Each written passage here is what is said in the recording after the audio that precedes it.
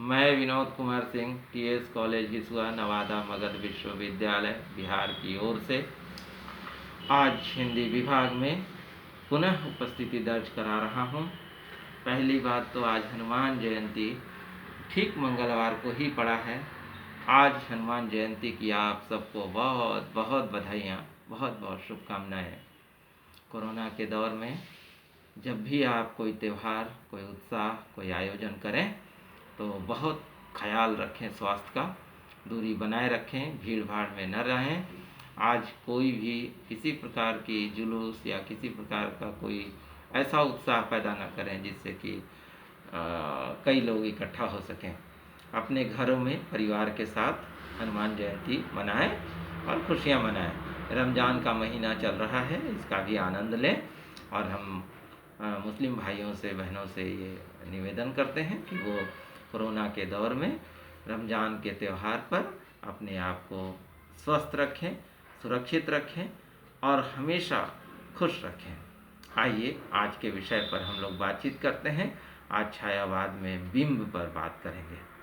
छायावाद में बिंब, बिंब जिसको कहते हैं स्तंभ, कि किसी चीज़ एक स्तंभ को लेकर किसी छत को तैयार करे तो वो जो बिंब है वो बिंब बहुत महत्वपूर्ण है। और यही बिंब, ऐसे तो कवियों ने खूब बिंब का प्रयोग किया, पर्याप्त बिंब के प्रयोग हुए हैं जगह जगह, लेकिन छायावाद में जो बिंब है वो बहुत ही काबिल तारीफ है। आप देखेंगे छायावाद के बिंब पर अगर हम बात करें तो बिंब इतनी अच्छी क्वालिटी की रही है, इतनी अच्छी रही है कि कवियों को बहुत ही आनंद आया और पाठकों को भी बहुत आनंद आया। आप देखते हैं जब कहते कब तक सोएगी आली, मले शीतल मंद मंद मुस्काए। ये जो कब तक सोएगी आली, आँखों में भरी खुमार रे, ये जो विरह की एक आनंद है जो आँखों में है। सुबह सुबह का माहौल है और उस सुबह में नई नवेली दुल्हन सो रही है। ये जो बिंब तैयार हो रहा है ये कवियों के पास छायावाद में ही हो सकता था, किसी और दौर में इसका प्रयोग नहीं किया जा सकता। आप जानते हैं कि बिंब का प्रयोग इतना ही नहीं किया, प्रतीक की तरह छायावाद में बिंब ने भी अपना स्थान ग्रहण किया।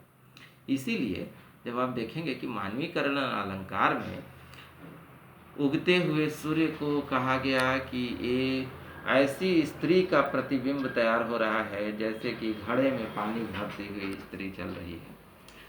ये जो घड़े में भरती हुई पानी और स्त्री, ये बिंब तैयार छायावाद में ही हो सकता था, कहीं और दौर में भी ऐसे तो हुआ, लेकिन जो छायावाद में हुआ वो कहीं नहीं हुआ। महादेवी वर्मा, आप देखिए जयशंकर को अब तक हम देख रहे थे, अब आइए महादेवी वर्मा।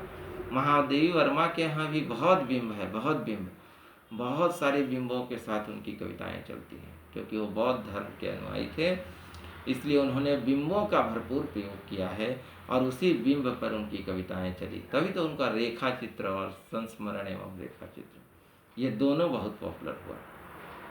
इसीलिए कहा गया क्योंकि बिंबों का प्रयोग छायावाद में सभी कवियों ने किया है, सबने अपने तरफ से बिंब का प्रयोग प्रचुर मात्रा में की है।